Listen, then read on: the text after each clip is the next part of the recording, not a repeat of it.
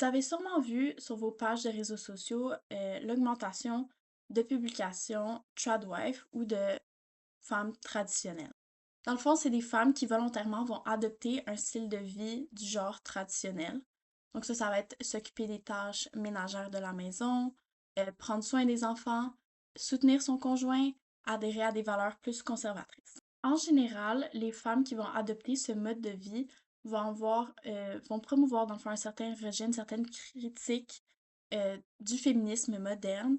Ils vont sûrement avoir une idéalisation d'un mode de vie domestique, donc plus comme dans les années 1950, donc vraiment femme au foyer qui s'occupe des enfants, comme je l'ai dit, des tâches ménagères, ou vraiment le mari est celui qui va aller faire l'argent pour la famille.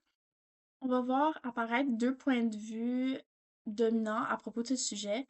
Donc le premier, c'est que c'est un choix légitime de la femme, c'est un choix personnel d'adopter ce mode de vie, ou au contraire, certains vont avoir un point de vue comme une vision restrictive des rôles des femmes. Donc, cela étant dit, aujourd'hui, je vais plus me porter sur la branche de comment les médias et réseaux sociaux ont contribué à la popularisation et la normalisation de la mouvance tradwife.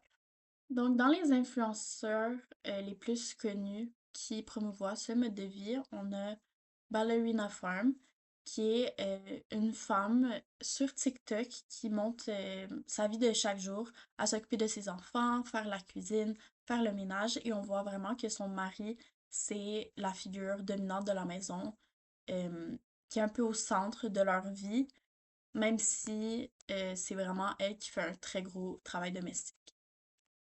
On peut voir avec son contenu sur les plateformes comme Instagram, TikTok, Snapchat, YouTube, que on essaie vraiment de romantiser le style de vie, de rendre ça plus astérique pour donner le goût à vraiment continuer de regarder les vidéos et de vouloir peut-être éventuellement adopter un style de vie semblable au leur. De plus, on remarque que dans une grande majorité de ces vidéos-là, les femmes vont adopter un style plus vintage des années 1950 pour donner un effet plus nostalgique de vouloir retourner dans les valeurs de cette époque-là. Le mouvement d'épouse traditionnelle, c'est pas juste un enjeu individuel, mais aussi euh, de société, puisqu'on redéfinit le rôle de la femme. Et maintenant, avec la vision du féminisme moderne, ça fait un peu un clash. Donc, ça fait vraiment deux clans distincts. Et on a comme plus. C'est vraiment noir ou blanc. Il n'y a plus de zone grise pour redéfinir la féminité. Donc, les réseaux sociaux et les médias jouent vraiment un rôle central parce qu'il y a beaucoup de jeunes femmes qui se retrouvent sur ces plateformes et qui sont en quête identitaire. Donc, à force d'être exposées à des publications qui parfois peuvent promouvoir des stéréotypes et le sexisme euh, face à la femme et son rôle dans une famille nucléaire, donc mère, père, enfant, et qui vont donc se référer à ces vidéos qui se retrouvent à cause de l'algorithme très souvent en répétition sur leur page. Donc, ça devient un mode de vie qui devient désirable, qui devient une option, malgré le féminisme moderne qui encourage l'indépendance de la femme.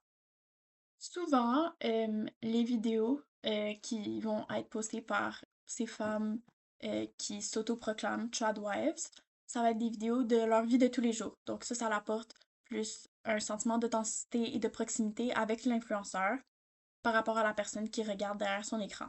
Donc oui, en montrant les routines matinales, de se montrer dans leur propre cuisine chez eux à faire les repas pour la famille, de donner des astuces de comment être une bonne épouse, comment euh, incarner vraiment un bon rôle de femme et de promouvoir une féminité plus reliée aux valeurs des années 1950. Ça donne vraiment un aspect atteignable et valide chez les jeunes femmes. On va aussi remarquer que les vidéos vont être faites avec des tons de voix plus doux, plus tendres, très maternels. Encore une fois, vraiment avec une esthétique soignée de la vidéo en tant que telle, de l'éclairage, des choix de musique, pour vraiment rendre ce type de vie désirable. Donc, plus ces vidéos sont belles à regarder, satisfaisantes à regarder, plus on va passer de temps d'écoute, mettre des likes, des commentaires, donc ça va juste de plus en plus être présenté sur nos pages de réseaux sociaux. Et ça, c'est ce qu'on appelle une bulle filtre. Donc, dans le fond, on va croire que l'algorithme nous montre euh, plusieurs styles de vie, plusieurs types, et que c'est nous qui décident qu'est-ce que finalement on regarde, mais en fait, on va voir toujours le même type de contenu. Les personnes qui vont écouter les vidéos vont aussi croire que c'est une vision majoritaire, puisque ça va se retrouver vraiment fréquemment sur leur page. C'est un mouvement qui est particulièrement efficace parce que vu qu'on va chercher des réactions très fortes chez les interlocuteurs, euh, par justement ce mouvement qui est très controversé en 2026, euh, aussi, on va chercher beaucoup l'émotion parce qu'on parle de famille, de vie personnelle. Donc oui, c'est un mouvement extrêmement polarisant parce que d'un côté, on va voir comme le choix d'être tradwife comme un choix personnel, puis c'est décider librement de vouloir rester à la maison et d'avoir ces tâches-là. Et deuxièmement, ça peut être vu comme un modèle qui est perçu comme un retour à l'arrière pour les femmes.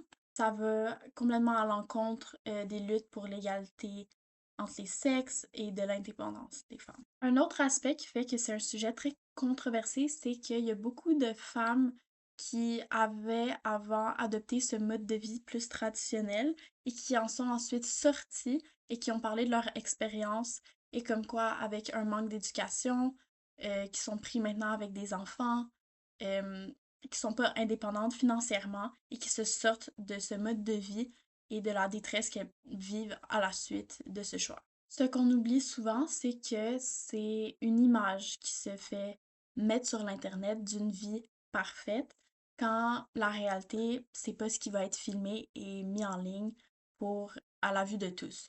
Donc, ils vont mettre les meilleurs moments de leur journée, les moments qui sont esthétiques et qui sont désirables, et non les moments plus difficiles de leur famille pour vraiment donner cet idéal de vie parfaite. Même si les épouses traditionnelles disent que c'est un choix personnel et que c'est leur propre volonté, beaucoup ont peur que le retour à ces idéologies et ces valeurs traditionnelles ramène les inégalités qu'il y avait avant, le risque de retour d'inégalités et d'influence sociale problématique. Donc, c'est certain qu'on va pas promouvoir sur les réseaux sociaux la dépendance économique au conjoint que les tradwives vont avoir, les inégalités de pouvoir qui se retrouvent au sein de la famille et la charge mentale qui est énorme chez la femme qui doit vraiment prendre tout le fardeau de la vie domestique. Donc, en conclusion, les réseaux et les médias sociaux jouent vraiment un rôle majeur dans la popularisation et la normalisation de la mouvance tradwife parce que les réseaux sociaux, on va diffuser très largement ce mode de vie à travers les influenceurs et leur contenu euh, désirables. Ensuite, les algorithmes vont augmenter la visibilité de ce mouvement avec en créant des bulles et en favorisant le contenu polarisant. Ensuite, avec la répétition et l'exposition constante au contenu, on va romantiser et rendre ce mode de vie désirable chez le public, mais spécifiquement les jeunes femmes en recherche d'identité.